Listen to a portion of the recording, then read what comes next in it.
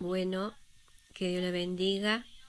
Estuvimos viendo el mensaje a la iglesia de Éfeso, ¿no? Estos mensajes a las 7 iglesias se las dio Jesucristo al apóstol Juan, ¿no?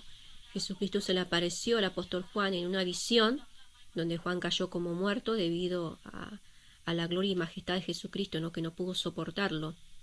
Y el Señor mismo le dio las fuerzas para que pudiera recibir este mensaje que tenía que compartir con 7 iglesias. Bueno, la primera fue Éfeso, que le dijimos que era una iglesia muy activa, bueno, que estaba sirviendo, pero que tenía una falta, aunque se mostraba una iglesia trabajadora, que no compartía, dice, ciertas costumbres con los nicolaitas. Los nicolaitas son personas que pervierten las costumbres morales y religiosas.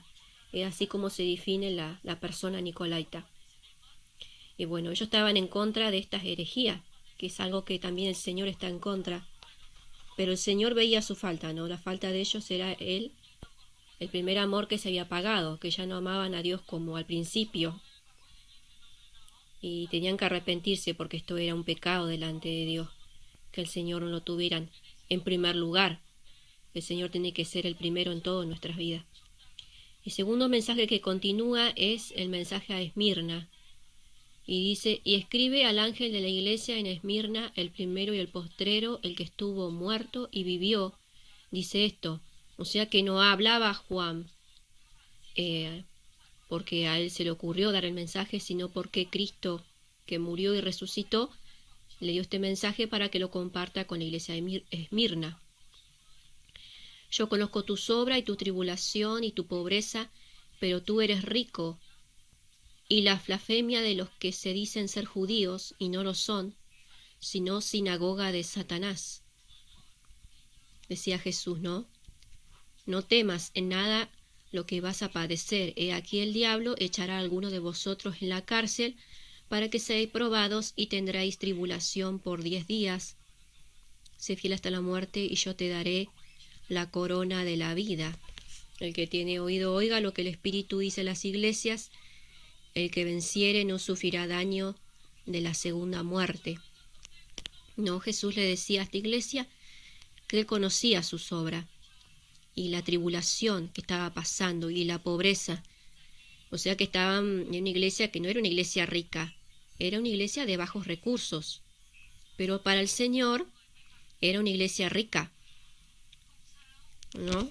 Tal vez era una iglesia rica en buenas obras, era una iglesia rica para con Dios. Porque cuando uno hace buenas obras, acumula tesoros en los cielos, dice la palabra. No hace falta que uno sea rico en dinero, porque a eso el Señor no le importa.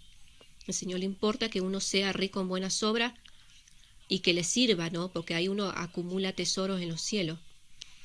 Y el Señor conocía las obras de esta iglesia y también la tribulación que estaba pasando, porque muchas veces pensamos que cuando pasamos por tribulaciones es porque Dios se olvidó de nosotros, pero Dios está ahí en medio de la tribulación, acompañándonos a pasar por las aguas, acompañándonos también a pasar por el fuego para que no seamos quemados, ¿no? Porque la tribulación es para perfeccionar nuestro carácter, para que seamos transformados nosotros, para que también podamos comprobar el poder manifiesto de Dios en medio de la tribulación, cómo Dios nos guarda en medio de la tribulación, ¿no? En medio de una crisis, cómo el Señor nos protege. Cuando todas las personas caen enfermas, el Señor nos está fortaleciendo para que nosotros no nos enfermemos o para que sanemos lo más pronto posible de una peste, por ejemplo, ¿no? Entonces le decía a Esmirna, no temas en nada lo que vas a padecer. Y aquí el diablo echará a alguno de vosotros en la cárcel para que seáis probados y tendréis tribulación por 10 días. Dios ya le estaba avisando a su pueblo que se prepare porque iban a ser echados en la cárcel. No todo iba a ser alegría y paz, ¿no? Porque el diablo siempre pide a la iglesia para zarandearla. Al diablo le encanta zarandear a la iglesia, pero no sabe que Dios está, ¿no?, acompañando a su pueblo en medio de la tribulación. Y no le puede quitar la vida a la iglesia si no tiene la orden de Dios. Así que acá la iglesia iba a ir a la cárcel, seguramente por testificar la palabra de Dios, porque hay mucha gente que se resiste al evangelio y iba a poner a los cristianos tras las rejas.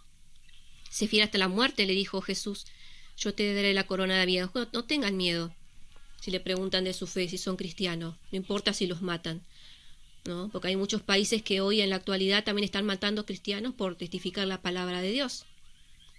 A muchas personas las matan de diferentes formas, las torturan, pero dicen que hay que ser fiel hasta la muerte, ¿no? Es como que estamos casados con Cristo y nuestra fidelidad es hasta la muerte, porque dice que Él nos va a dar la corona de la vida. Hay una promesa importante para estas personas que sufren, que lo dan todo por el evangelio.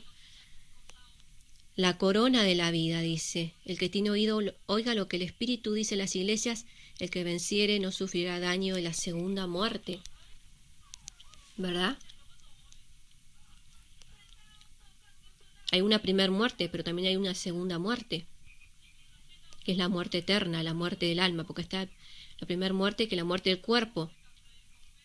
Pero si uno no cumple la voluntad de Dios y se pierde, ¿no?, en el infierno, acá vendría a ser la segunda muerte, cuando el Señor los desecha al lago de fuego, por causa de sus obras, porque no hicieron buenas obras, ni siquiera predicaron el Evangelio, ni siquiera fueron fieles a Dios en nada. Así que el que es fiel al Señor y predica, a pesar de